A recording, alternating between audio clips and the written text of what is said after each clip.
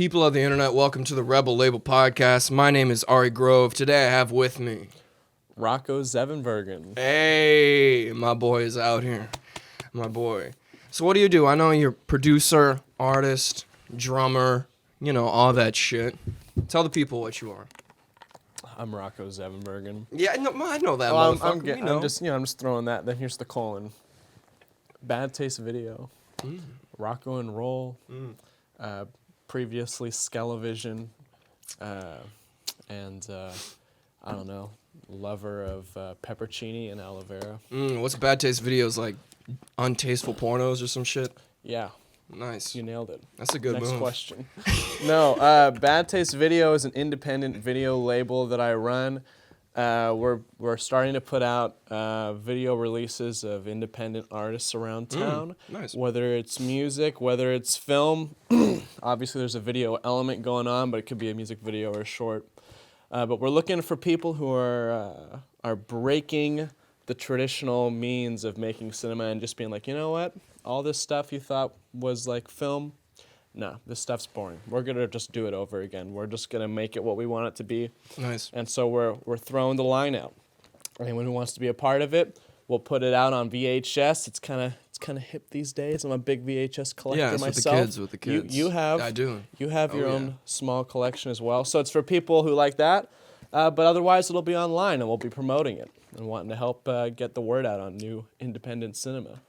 Yeah, so have you put out a feature yet, or any like shorts or something like that? Like, what's the favorite one you worked on? So the first thing Bad Taste Video did was a movie I made called Meat Lovers. It was like a weird little short, little dark comedy about a pizza boy who goes off one door from his delivery, and there's a crazed cult awaiting a sacrifice, and they decide it to be him, and he has to escape in a gory feud.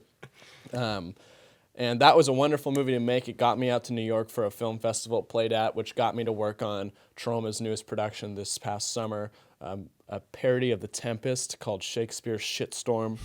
It was very bloody. It was very toxic. It was very great. But now I'm raising funds for my first feature film that'll be produced, of course, by Bad Taste Video, which is basically just me. But yeah, Nice. We're working on that. It's called I Need You Dead. I Need You Dead. So what's this new feature gonna be about? This new feature is about a young punk who is a part of the young punk scene in his town, and he's got a lot of anxiety. He's got a lot of depression, as most people in this day and age are kind of experiencing and stripping back layers of denial on, and kind of is a big topic people want to talk about these days, which I think is amazing. Mental health. And this kid, in a moment of total angst, looking off, into the city, the lights glaring and the cars whizzing by, and you know those angsty moments, right? Oh, God. In one of those moments, he births this creature. And this creature is like this nasty ass, like kind of like gremlin critter, tumor type thing that is a manifestation of his anxiety, his depression, and like his mental illness. And it becomes this struggle between the two in kind of like a dark comedy style where he has to find some way to get rid of this thing. And it's supposed to be kind of a satire, but also a little bit of a conversation about people talking about mental health and kind of putting it on the table, but kind of in a more entertaining way. It's a little less depressing maybe for some people. Yeah, absolutely. And there's also something to be said too about like going over your mental illness through comedy. You know what I mean? Like being able to talk about those which is certainly a thing topics. these days. Yeah. I mean, like meme culture certainly goes hand in hand with depression. And the funny thing too, it's like talking about memes and shit. Like, you look at like this new generation of kids and like the memes and like what they're making, and it almost seems like there's this feeling of like, all right, you guys are like depressed and you think like the world is meaningless, and so like you got all that shit. We know the world is meaningless, and I just want to break shit. You know what I mean? Like, yeah, no, I feel you for sure. It's like there's definitely that sort of feeling. Yeah, it's an interesting brand of humor. And it's very of the times though, because it's like people every serious post people make is across the board. People are always talking about how they feel shitty. Yeah, and like I don't personally post a whole lot about that, but it's not like I don't read those things and I'm like, yeah, I feel that. like it's very relevant and it's very part of our times and our culture. And it's funny to see how the like saddest thing that people seem to be dealing with on a daily basis also translates to be like the funniest and most comical thing that people like to express about themselves in kind of a nonchalant way. Yeah, and there's also this kind of attitude too of like the whole postmodern discourse thing.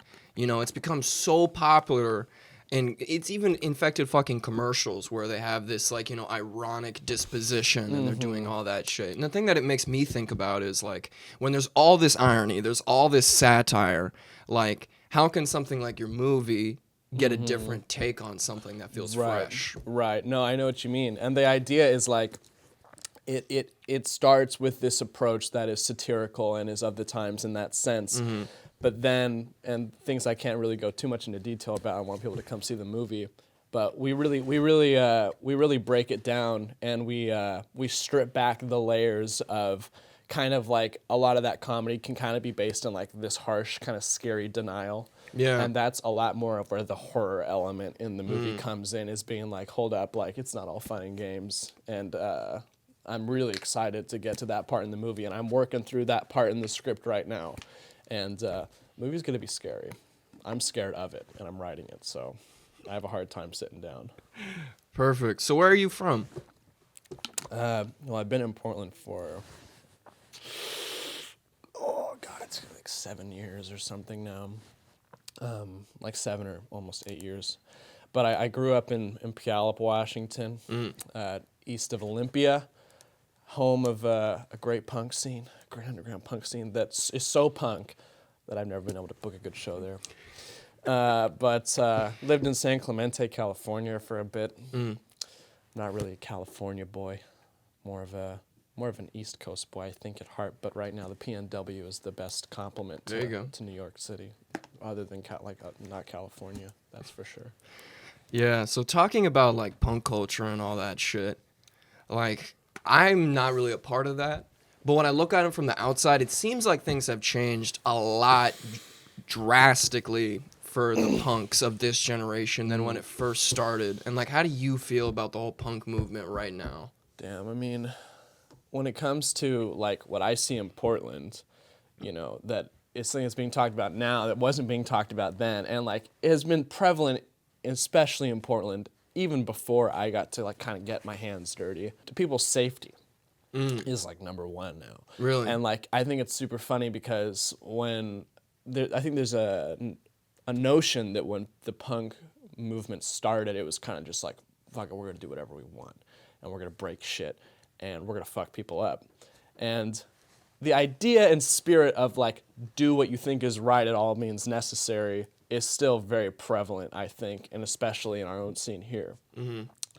But it's about like, okay, but the people that we're around who are are fighting the same fight, are we treating each other fairly so that we can be the most efficient, you know, like brigade of people possible and get the job done? Because if we're being self-destructive, and like when I say stuff like this, it means, you know, like filtering out people who are sexual assaulters or harassers, or just like people, like there are fucked up people who are among us who like have the same goal in mind, but they're holding us back because they're hurting our own soldiers in a sense. Yeah. And so what's huge about the punk movement now that I see, I mean, I book shows constantly, and I have been for the past 3 years, is it's just like making sure the environment is safe so that we can have these communities to come together and talk ideas about what we believe in, and also just being able to express ourselves through the art and like find a safe haven where, you know you're gonna have a good time. And there's so much growth that occurs at those shows that I think it's vital for all the people that come out to them. It's something super important to them. So. So do you think it's like an important part of the punk ethos to actually like be out of control and like that whole anarchist mentality? Because you're talking a little bit about how that's changed, you know, within the punk community, but at least towards like the outside world, is there still that feel of like, we need to be fucking just doing shit, you know what I mean? We need to be fucking shit up, we need to be fucking people up, you know? Is there still that feeling? I think so. I think that it's just a little less, at least here in Portland, I feel like the problem is that I think people really want it to be more calculated. Like people want it to be more thought out. But a lot of people, a big problem I see at least is that when they want to see change, which is like what being a punk is all about, is like you want change, and you want it now, not later. But people just tend to share their views online or like on social media, and so then nothing happens, you know. It's like what you're talking about, like going out there and doing something isn't setting some, you know, Walmart on fire. It's like voting so that the independent next door can survive, right? And I think that, because it's like, okay, you burn that Walmart down or whatever, then all these people are out of a job who like were working and have families. It's like, no, it's not about attacking. It's about like seeing where you strategically can support, you know, what needs support.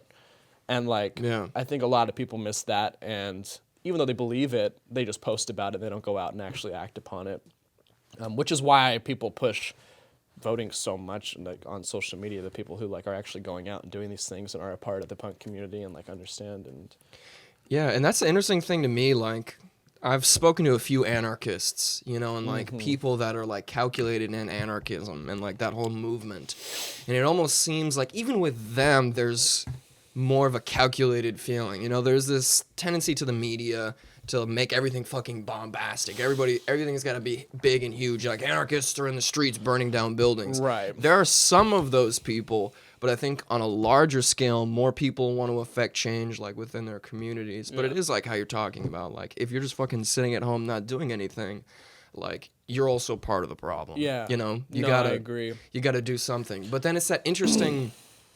it's that dynamic. You know, because it's like, all right, somebody thinks about what can I actually do? You know, how much does going to a protest actually affect change? How much does actually voting affect change? Just my one vote. You know, like, how much of a difference can I make? Like, what do you think about when people, like, say that? Because that's a common thing that people, like, a counter-argument to actually doing anything. Yeah, I mean, you know, you kind of have to, like, pick the battles that are important to you, because the things that are important to you, you're going to fight more passionately for, and you're going to make a bigger splash. And like, people have so many issues with so many things, but I feel like a lot of people do so little, and like myself included. Like, I feel like I could be doing so much more than I am, and I always feel that way. And that's something that I've been trying to change more recently.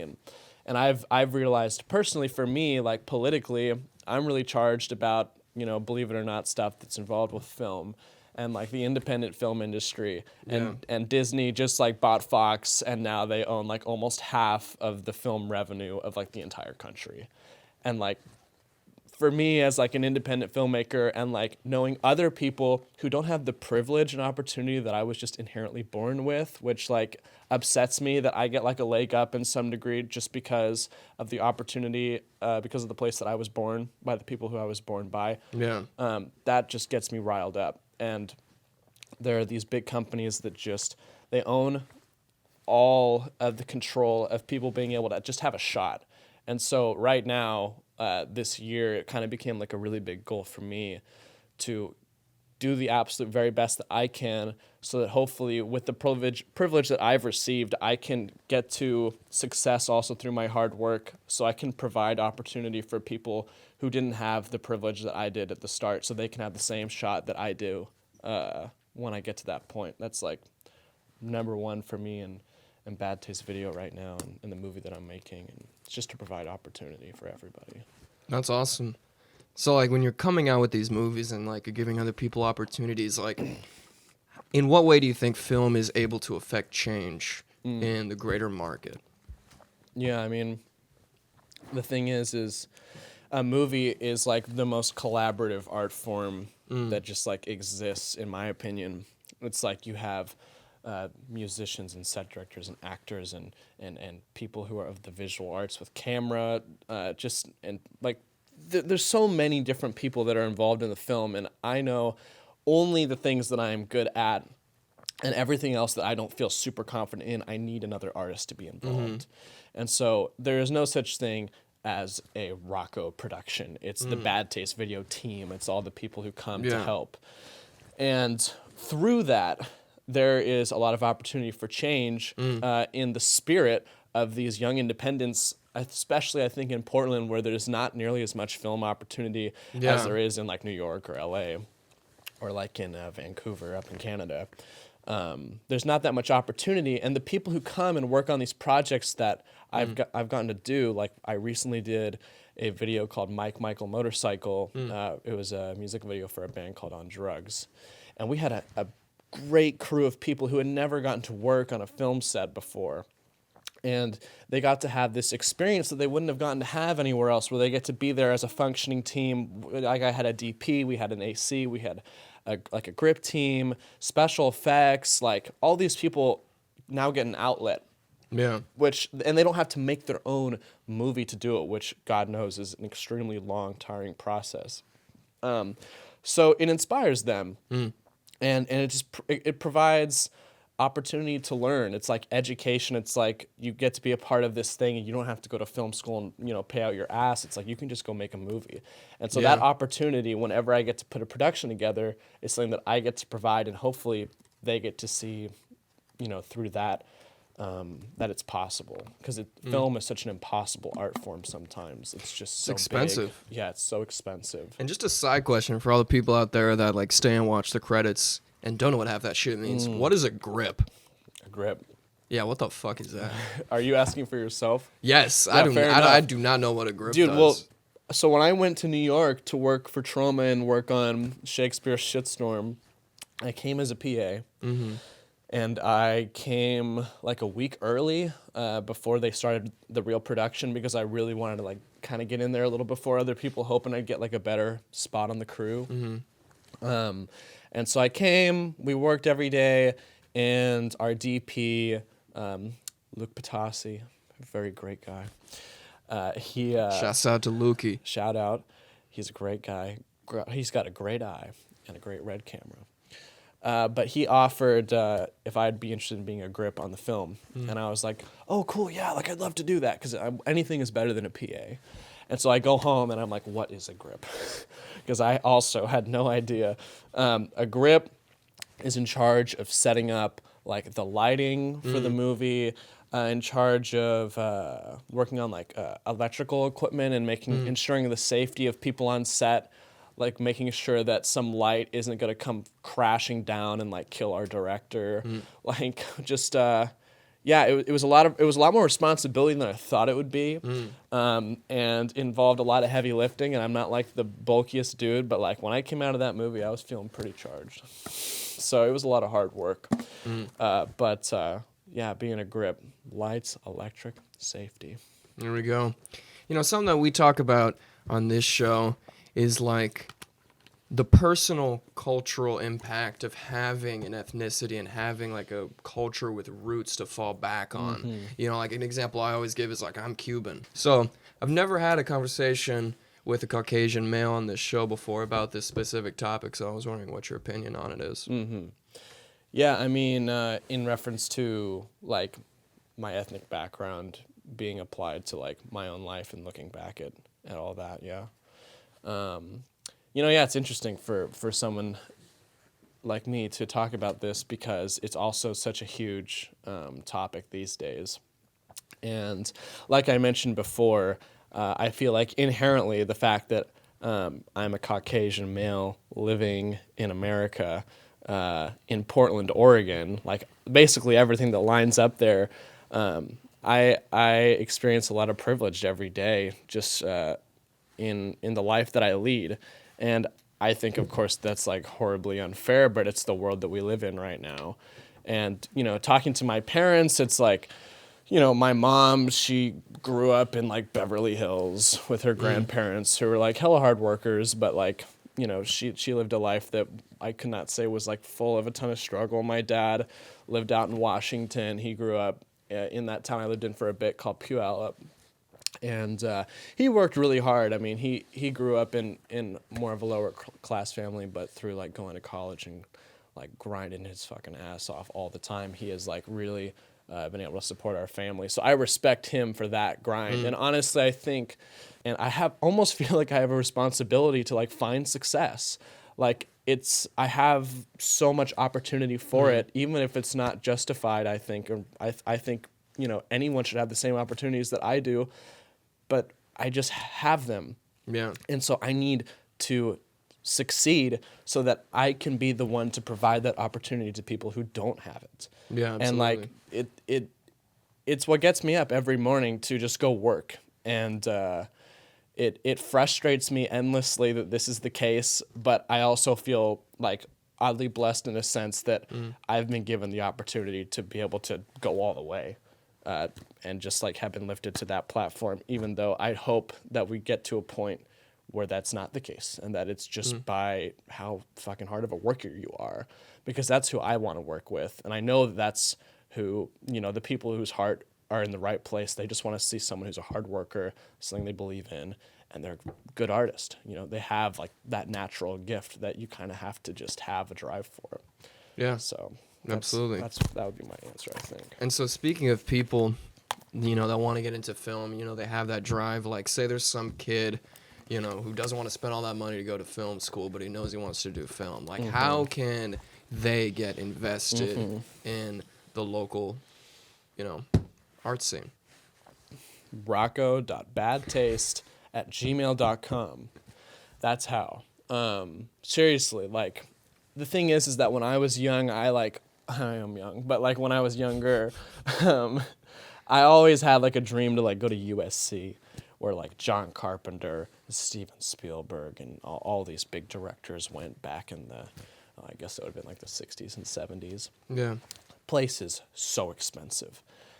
Like, I was not some scholarship kid. Like, I was an artist, so I don't have the scholarship or the money of my own to go to a place like that. It's so expensive. And film school inherently is a great place to make connections, but I don't feel like you're going to learn as much going to film school as you will just being on set. Because I went to PSU for a year as a film major, and I can confidently tell you, I did not learn one thing about filmmaking the entire time. Nothing that I didn't already know. Maybe I watched a couple new movies, but that would be it. And I know that there's a lot of kids who are out there in film school who agree and are feeling that same thing.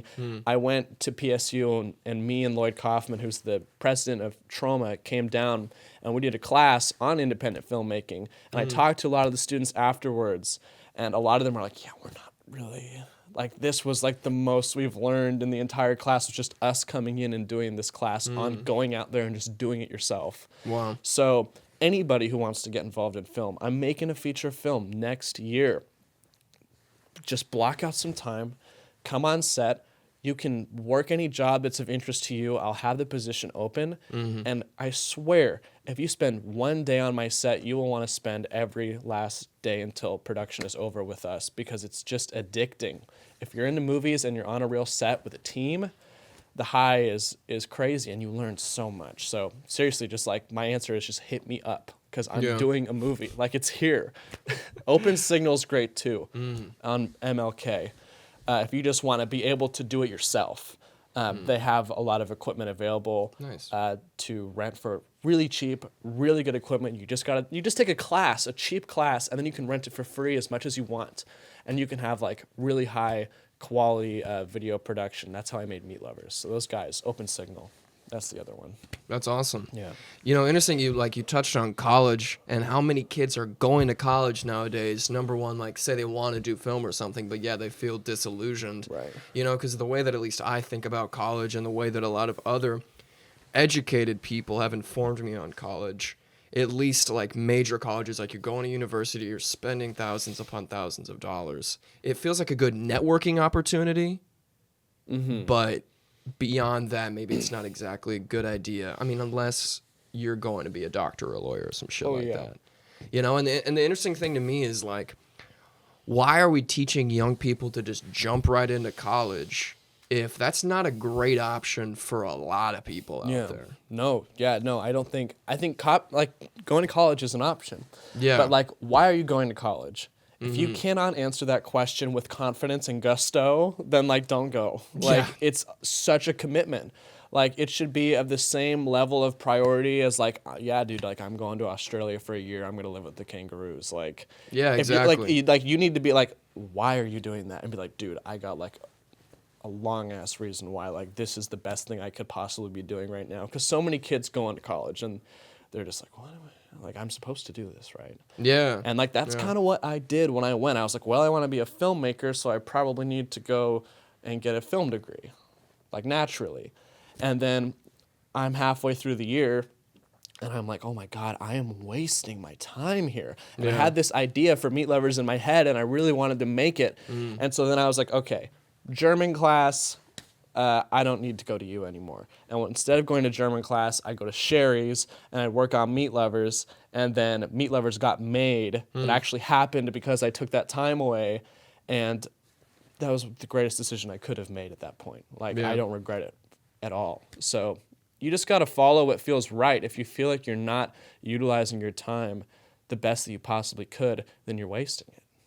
Yeah, absolutely. And like, you know, I don't know. There's like this general feeling of like, you know, anxiety in the US right now. You know, there's anxiety about like, oh, what the fuck is like the president doing or what is the left or the right doing? You know, there's this whole feeling of like just great disillusionment. And everyone agrees that society needs to change, but nobody can agree on how it should change. But even bigger, like people just don't do anything. You know, like people will sit at home and fucking talk on social media like we were talking about before. Like, obviously we're at a time of like incredible divide, and it's been said to death that, you know, everything is so separated and yada yada yada. I think that all I can really do is fight the fight that I believe in, that I have relevance in, Yeah. which for me is like film and like film politics of that sort. Like, that's where my life is. It ties into what I believe in, so I can like fight with my fist high in the air for it. Yeah. And everybody just needs to do that for what they believe in. And I'd hope that everyone's heart is in a good place and is thinking about everyone at hand and not thinking about themselves. Yeah. I'm like, want to fight this fight for the people who don't feel like they can and don't feel like they have the resources to make something to represent the way that they feel. And so, I mean, yeah, I mean, I it's just kind of how it's been done throughout all of history, and I believe that we've made progress. I think there's a lot of people who are like, we're in the same place that we were, blah, blah, blah. It's like, well, we have different problems now, but like all those things that were problems back then, they're not problems anymore, like, or at least not in the way that they used to be, and like we're making progress on these issues. And like as long as we're moving forward and whack-a-moling all the things that we see come our way that we collectively are like feel is wrong in our heart and has maybe been kind of under the rug, which is typically how it works. It's like, hey, see this shit? It's gotta go. So I just think we need to keep doing that, and there's a whole lot of it right now. I don't need to tell you that. There's a whole lot of it. So have you seen or experienced any like segregation in the film industry or in the films that you've done, or see less minorities and positions of power on the film sets that you've been on? Well, I'm trying to think. The thing is that I've only been on one other person's production, which was the one in New York. But that set saw actually great diversity throughout the entire cast and crew. Troma's pretty good about that. They're pretty forward thinking, and they're all inclusive. That's the whole point, and that's why they're one of my favorite film companies in the world. And they're one of the longest lasting independents.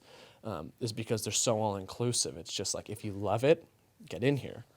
And that's how I try to make my sets too. And also beyond film, just like the shows that I book. It's totally all inclusive to anyone in the city who has interest in being a part of it. And it's not segregated at all, in the sense that actually next week on December 7th, we're throwing a show that's a fundraiser for my film. And it's kind of looking like we're going to have Rome, who's a really incredible hip-hop artist here in Portland, and On Drugs, a great punk group that I did that music video for. Nice. It'll go all across the board. We have a guy named Icy Box. He's kind of like post-punk, and it's like people are so obsessed with segregating these, like, whether it comes down to being a racial thing or whether it comes down to just being like a culture thing or an art thing, for some reason there are these like these groupings, and they feel like they're not allowed to mesh circles and cross over each other. But it's like only when those things cross over does something like new and really awesome come out of it, and new relationships, and also a bigger community, more oneness of our, whether it's like I consider myself a punk, but the thing is you may be like, oh, I don't know if I identify with like punk culture or whatever, but it's like, well, we both believe in the same thing. Yeah. So it's all the same, it's just a different label. And so, yeah, I maybe see that sometimes, but I don't try to surround myself with people who have like ideals and beliefs like that. It's more about like, no, these people don't even think of that to be like a thing. Like we're trying to do something that is in the complete opposite direction of that. So, yeah, I don't see it that much in Portland as I do elsewhere sometimes, mostly because we're like a smaller city, but it definitely exists. So we're trying to kind of chip away at that. No, absolutely. And how do you feel about representation in media in general, like especially in movies? I mean, there's a laundry list of people that don't get represented. Yeah. But like, what is your opinion on that? I mean, I think something that's been like kind of a topic lately is like, what do they call it? Like when they like whitewash in movies and they'll have like a white actor play. Like an Asian actor's role. Exactly. Or something, Like that stuff is just... So how do you feel about that Gods of Egypt movie, speaking of cultural appropriation, and all American whitewashing in films? I mean, it's just a classic example, and also just in terms of a movie that it's like these movies that do this also, it feels like there's such a lack of heart in the way that they're making it and the way that it's thrown together. That movie was such a piece of garbage. Yeah. I actually worked at R.E.B.E.L when that movie came out. I remember being in there and just being like, how does stuff like this even get here anymore? Like the people who are insane and naive and like out of their mind enough and so blind to the fact that they're making these movies with this kind of cultural appropriation that is just like jaw-droppingly stupid. Yeah. Like, no surprise, the story, the way the movie is put together, the production of it all, the advertising of it all is completely blind to what even makes good art. Like, it's just an insult to people like me. Especially, like, I cannot imagine being, like, a me in, like, 10 years who should be working at, like, a studio and is still, like, in the same spot that I'm at now. Like, that's my greatest fear. And it's going to be because of these, like, Gods of Egypt type movies that are just so blind to modern culture and, like, what makes good art. Like, that movie was an insult. That movie was an insult. It's like you laugh for a second, then you're like, but this is, like, in a theater. It hurts. Like, this is, like, making millions of dollars or whatever just because it's in this theater, not even because it's good.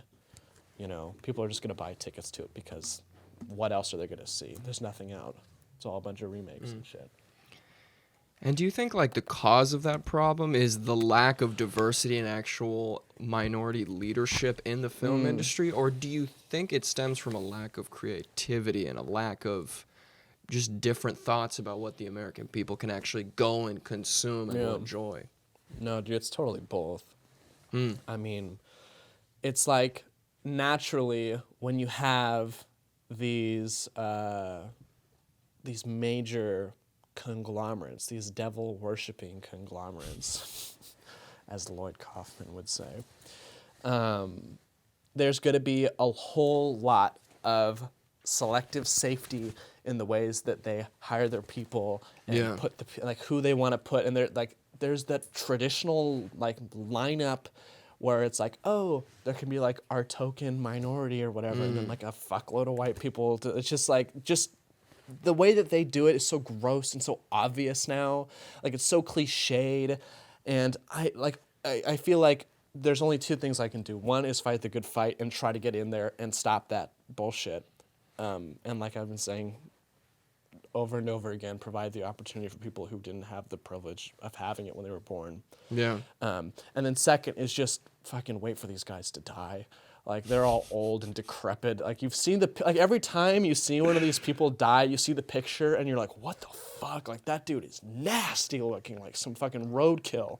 Like, oh my God, these fuckers are pasty.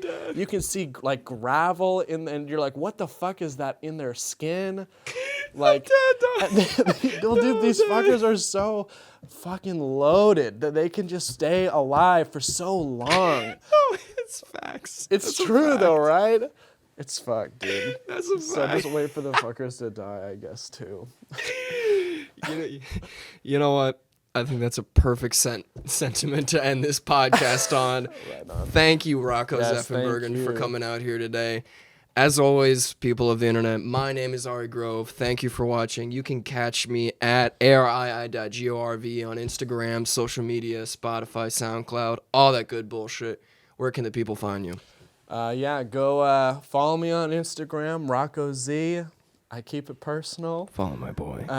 And then Bad Taste Video on Instagram is where I post. I post like a little zine. I keep people up to date on the independent industry of film. We do interviews with independent cinema stores and filmmakers and stuff like that. And then I guess I just wrapped up a musical project called Scalavision. We got shit on Bandcamp, psychedelic surf punk grooves. Shouts if you're out to into Thong. that. Shout out to them. They're Gavin and Gage. They're legit. They got good stuff cooking right now. And then Rocko and Roll is a little solo music thingy I do. It's like fun little pop music, hella demo stage. Maybe there'll be another time to talk about that when it's more developed. But if you want to see it in the early bird stages, go on Bandcamp, type in Rocko and Roll. Perfect. Thank you.